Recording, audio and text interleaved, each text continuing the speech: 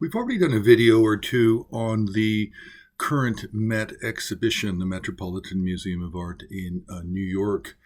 The exhibition is called Mandalas, Mapping the Buddhist Art of Tibet.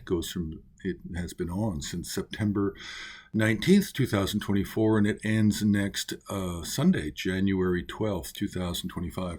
So the reason I'm sort of keep talking about this is because it's very important.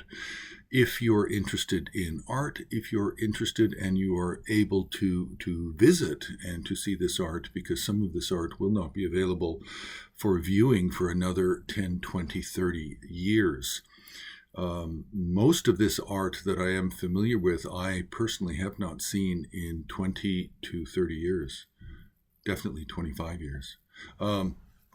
So there's different sections that we've divided up into on the HAR website, and I just want to talk briefly about the teachers section. I think we have 12 paintings of various teachers, and these 12 paintings, they're 7 of them are compositions that deal with Indian teachers, and 5 are compositions with Tibetan teachers. There's one actual image, I think we don't have it yet up on the HAR website. But anyway, I'm not overly concerned about the missing painting, the missing image at this time. What I want to really talk about is that there's 7 compositions. 2 of them are Virupa. One is just Virupa and the 84 Mahasiddhas. One is Virupa and Kanha from a set of paintings. One is a Padampa Sangye, and that's from a set, but a small set. I think it has a Machik, that's sort of a partner to that composition. And then we have Jnanatapa, which is sort of a hagiographic previous incarnation of Ompo Lama from Rinpoche. And then we have Shakri Badra and Ratna. Okay, now the Jnanatapa is owned by the Metropolitan Museum of Art, and it can often be seen out and available. The Virupa and Kanha, those two, those are not easily seen, and they're 2 of the very rare paintings that are available at the Met right now. But we've already done a video on those. What I really want to talk about is what's really important in terms of historically and artistically amongst the teacher section.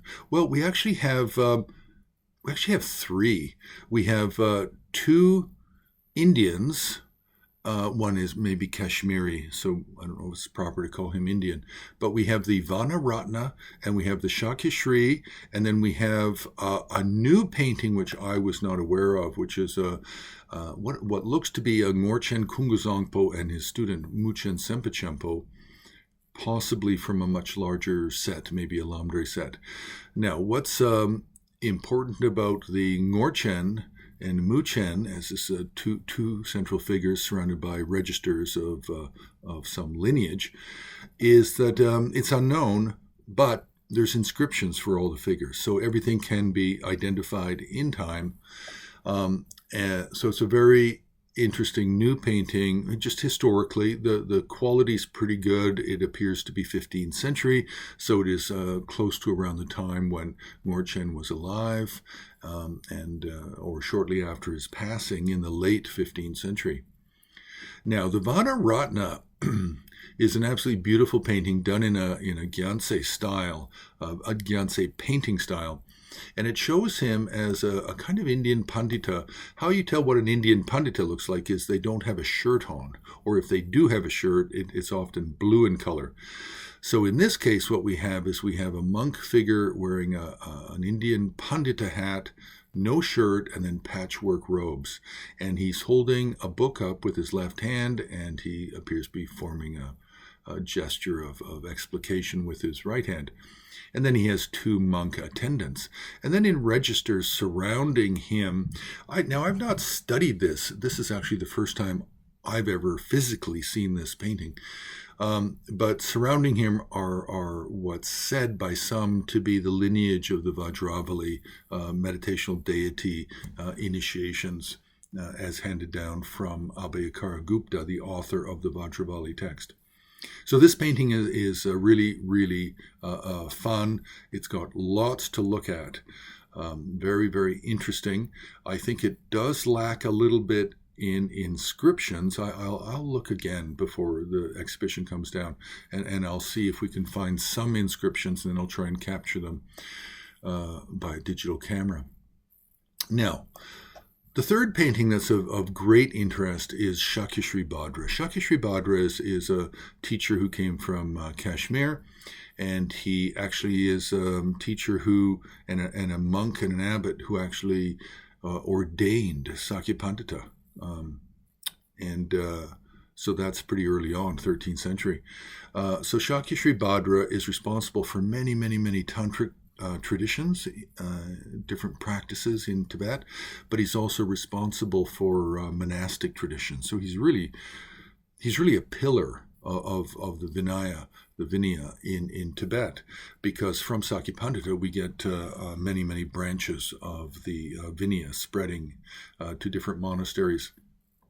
We have two main kinds of Vinaya code, monks and nuns code in Tibet, but Shakri Badra is the progenitor. He brought one of them from Kashmir, and so around him we have life story scenes, and so these are really the most important for me historically. Some of these other paintings we've already talked about, but just looking at new paintings that you don't have easy access to, are the Ratna and the Shakri, and they're historically important. And then we have this new painting that's unpublished. Recently it's published now in the Met catalog, but it's of Ngorchen Kungusangpo and his student Muchen Sempachempo, and there's inscriptions for all of the figures. So that's just a quick kind of introduction review of what we have at the Met in the exhibition Mandalas Mapping the Buddhist Art of Tibet. Well worthwhile if you can still make it. And the catalog does have images of all of these. And if you're interested in the images, it's well worthwhile. So we'll leave it there. You can press like, you can subscribe, you can join HAR on Patreon, and you can also make a donation on the homepage of Himalayan Art Resources.